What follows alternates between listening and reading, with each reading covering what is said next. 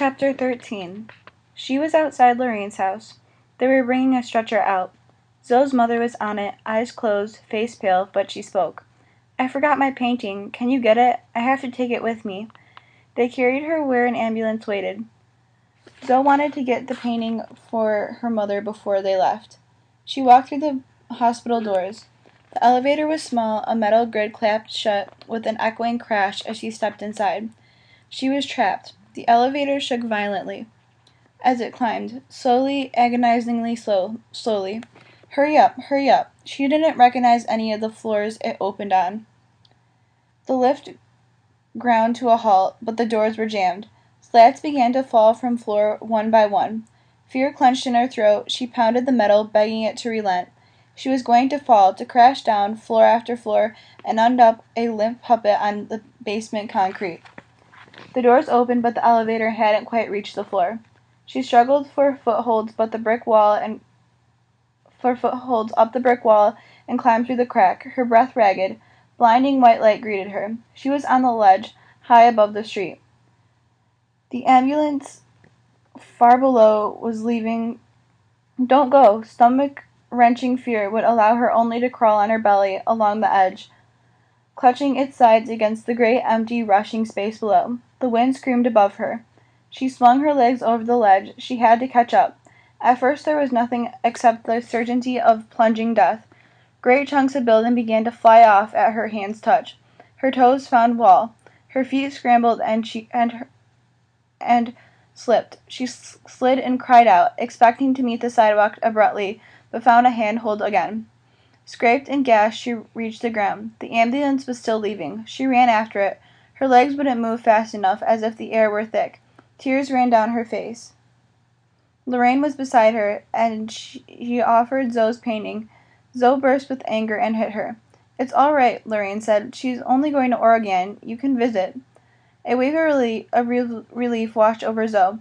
She took the painting. In it was a boy with silver hair, dressed in bright colors, laughing. Zoe lay blinking in the pale dawn light coming through the bedroom curtains. She moved her head slightly to make sure Lorraine was still on the floor in her sleeping bag. The dream clung to her like a mist. "She's only going to Oregon. You can visit." She could still feel the relief. "I was angry at Lorraine," she thought. "I was getting them mixed up, both going away. It's not her fault, not the fault of either of them.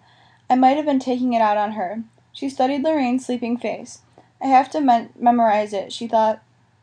Around the green sleeping bag, where Lorraine snuggled on the floor, were scattered photographs, yearbooks, diaries, homemade picture books, and Zoe's notebooks full of poetry. The accumulated memories of years of friendship. The turntable still circled lazily. They had forgotten it completely as they lay in bed, talking long after the last record had been played. Lorraine was leaving today. That's what made it different from the many other mornings they had shared. "Thank God I called her," Zoe thought. "We wouldn't have had even this. I didn't realize it was creeping up so fast." Lorraine had seemed tentative last night, at first. Almost shy, not like her. She seemed eager to please. Maybe I should have got mad at her more often.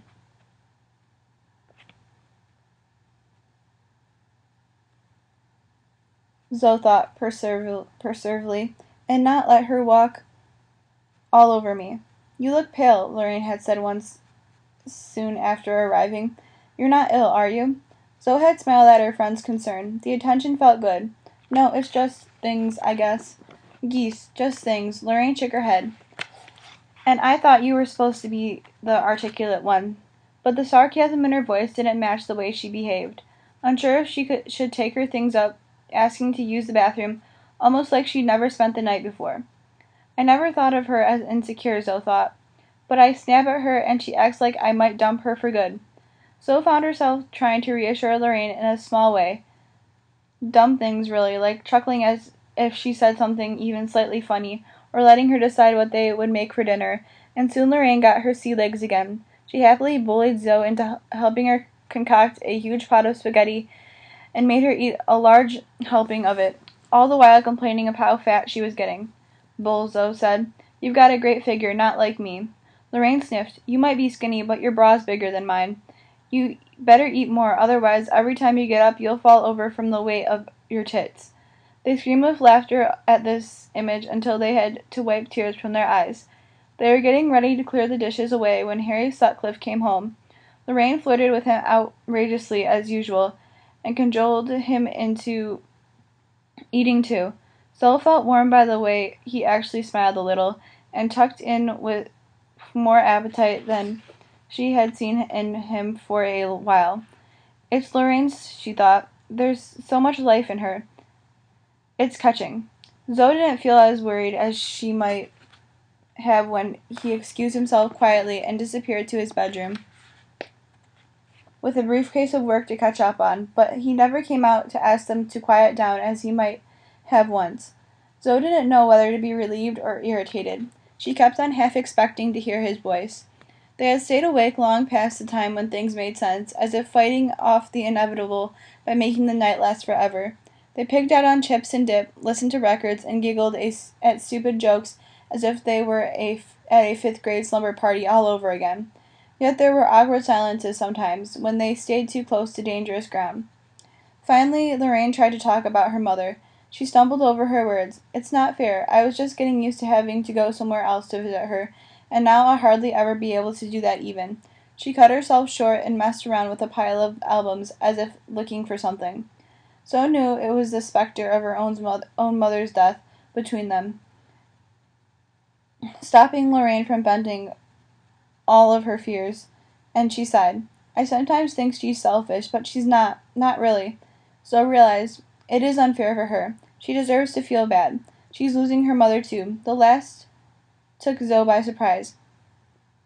She's been so wrapped up in herself that she never thought about it that way. Lorraine, she said softly, if one of the silences when she could bear it no longer. I'm sorry I'm such a jerk. Lorraine threw a bottle top at her. You said that last night. But she looked wearily at Zoe, sensing more to come. But I'm still a jerk if you can't talk to me. I'm not going to shatter and break if you talk about your mother. I'm sorry if I've been a self-centered pig. It made you feel that way. She felt her face glowing with embarrassment. Lorraine turned away. God, I've pissed her off, Zoe thought, confused. Lorraine's shoulders were shaking. No worse. She made her cry. Zoe slid from her bed and crawled across to her friend, unsure of what to do next. I have to be tactful, she thought, just as her hand came down firmly in the bacon and chive dip. Ugh. Lorraine looked around, tears in her eyes, saw Zoe's hand, and howled with glee. It was impossible not to join in. You'll either have to wash it or lick it, Lorraine gasped between giggles. Here, have some chips. Just shut up, you'll choke. Gales of laughter again. On her way to the bathroom, Zoe said, I guess we can talk now, huh? Lorraine took a deep breath. I guess. But there was one thing Zoe couldn't talk about. What could I say, she thought, at one point. Then that there's this cute boy, and he likes to drink blood. She'll think I've gone round the bend. Often her fingers strayed to her neck and stroked the fading marks. It had been 3 nights. The wounds had healed fast. They were just pale yellow bruises now. She said she'd help him. But how could she do that? What possessed her to say it? It was his kisses. What if it were all a mistake? What if someone innocent got dreadfully hurt? She tossed and turned, unable to sleep, even after Lorraine had been snoring for what seemed like hours. But now it was morning, and the first shaft of sunlight lit Lorraine's hair, bringing out hidden gold in the rioting tendrils. It could have been Lorraine down that alley, if Simon was right.